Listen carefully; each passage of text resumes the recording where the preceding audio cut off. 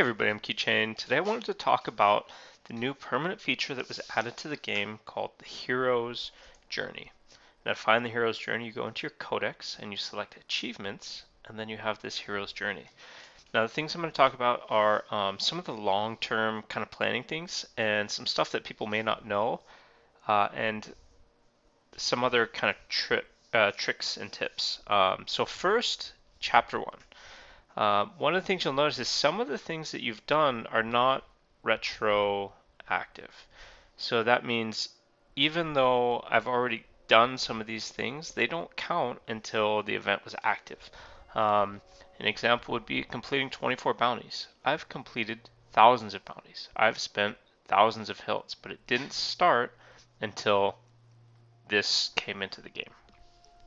Now, a lot of these things, they're pretty straightforward. It's all kind of time gated.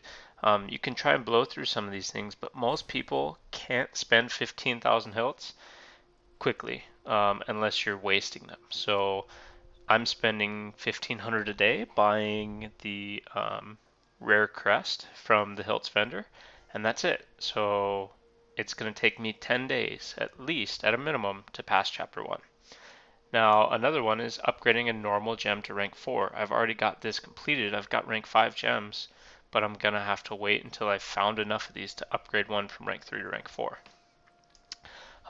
Some of these, so this one, zone events, is one that people have been talking about on Reddit and on the forums.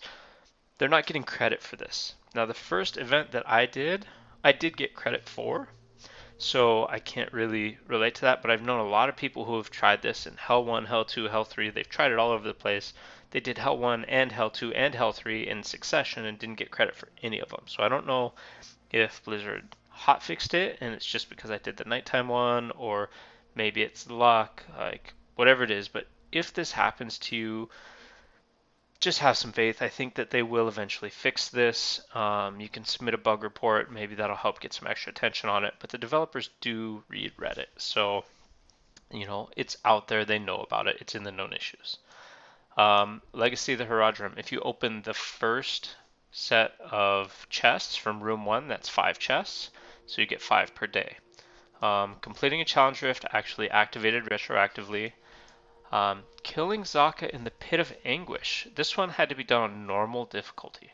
So people tried it on different difficulties. It didn't work. I went back and killed this on normal and it worked. Now the other weird thing that happened for me on the following one is killing Mad King Leoric in Hell 1. I have not run the Hell 1 dungeon. I ran a bunch of Hell 3 dungeons yesterday and this counted. Killing LaSalle, I did not do difficulty 1. I did this on difficulty 3 and it completed. So some of these, even though they say difficulty 1, difficulty 2, etc., some of them will activate on higher level difficulties. Now, I'm not going to cover all of, going over every single one of these, but the ones that I think are important to plan for, there's a couple in here, and this is part of the reason I wanted to make this video. The most important one that people, if you haven't looked ahead and you're not prepared for this, I don't remember if it was in 2 or 3. So here's one. In Chapter 2, deliver 10 Warband chests to the Warband Steward. If this one is not retroactive, it's going to take forever. So what I recommend for this one is hoarding your Warband chests, because they don't drop that often. Sometimes I'll play with my Warband and I'll only get 2 or 3 in a week, and I play with them all the time. And other times I'll get like 4 in a day. So I would hoard these so that you have at least 10 chests. When you reach chapter 2, you can turn them all in and then go from there. Another one that is, I'm going to go all the way to chapter 4 because I know it's there. This one is the one that I really wanted to talk about, and it's down here. Map exploration. Complete 100% exploration in 2 zones. This is the one that I really, really want to talk about. So, for any of you who don't know, in the exploration tab, right below Hero's Journey, there's a bar for every single zone, going all the way up to 100%. Now, the PSA, or the main thing I want to talk about, is a lot of these zones are locked by both the bestiary and by hidden layer events. So how do you find out what you need and what you have to do? So the first thing that I recommend is if you have any of your Herodic bestiaries complete 5 out of 5, whatever zone it is, I recommend focusing that zone because that is the hardest piece, the most RNG sensitive that you can't control any way whatsoever other than doing your pages every day. If you're getting a ton of dupes and you don't have this completed yet, there's nothing you can do. But as soon as you have one of these that is 5 out of 5, the rest of the things in the zone can be target focused or farmed. Um, an example would be in every single zone, there is a quest to complete all of the side quests. And there are maps online to show you exactly where each of these quests spawn. And you just farm in that area until that quest comes up, you complete it, and it checks it off your list. So I recommend doing that. There are special zone events. So for an example, in Sisar Shi, or can't say it, Shisar C, say that 5 times fast.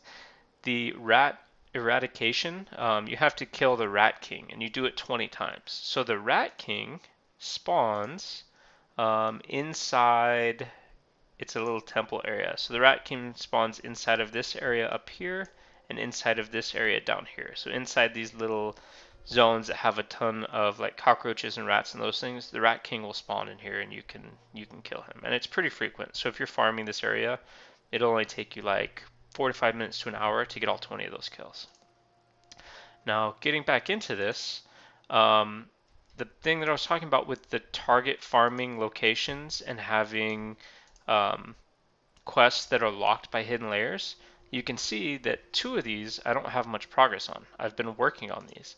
But if you click it, there are the Dusty Tomes, and this says hidden layers. So inside of hidden layers found inside of Shisar Sea, there is a random chance out of like 6 events that Dusty Tomes will appear, and you can inspect the Dusty Tome, kill the things that spawn, and you get credit for this. Same thing with the Living Braziers. So you're going to have to do a lot of hidden layers to get these quests knocked out. So I recommend, if you've watched this and you've gotten this far, that you do more hidden layers than you've been doing.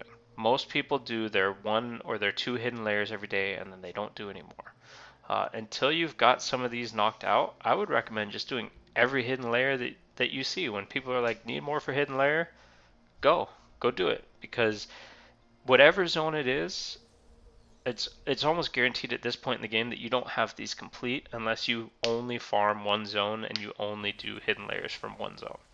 But you need to complete 2 of these zones to 100% exploration.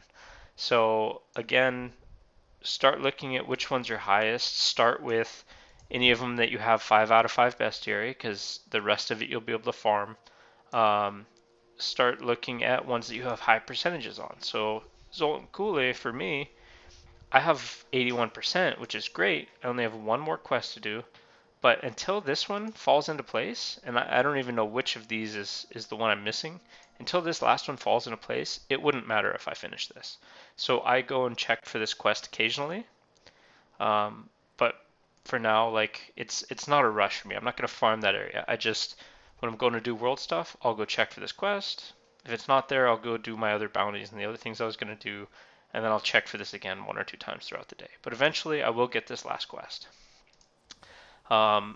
And I think that's the main thing I wanted to get across in this video, was just to look ahead in the hero's journey and kind of prepare for the things that are coming up, because there are some things that you have to plan for. And, an example would be equipping 4 set items in the same set in Chapter 2 here. Now, some people have a bunch of different items equipped for just the combat rating boost. Start saving your items. Save up different sets. Not only for the hero's journey, but later on in the game, they might make changes to a set and you're going to be like, oh my gosh, that set is amazing. I wish I had copies of it. See my stash? I've got not all the sets, but I've got pieces for just about every set. And I'm keeping them Some of them aren't very good. Some of them are. This one is decent, but some of these are, low Paragon items. I haven't gotten another one to replace it. This one's from Paragon 54. But if I'm doing dungeons and I get a replacement of this, I'll come put it in the stash, and whichever one's better, I'll keep, and then I'll scrap the other one. So that's kind of how I've been saving, to kind of be prepared for if they make big changes that, I'm not caught off guard. Because in this most recent patch, they added 36 legendary items. Well, there's potential that a lot of the meta changes and a lot of people's set change from that switch. Now, what if tomorrow, they did an update and they said, "Hey, we're buffing these two sets because they're underused, and we're gonna nerf these two." And then all of a sudden, the set you're using isn't that good, and one that you thought was terrible is all of a sudden the best set in the game for your class. So be prepared for things like that because balance changes happen, right? Um, that was it for this video. If you have questions, leave it in the comments, and remember to hit the like and subscribe, and I will see you in the next video.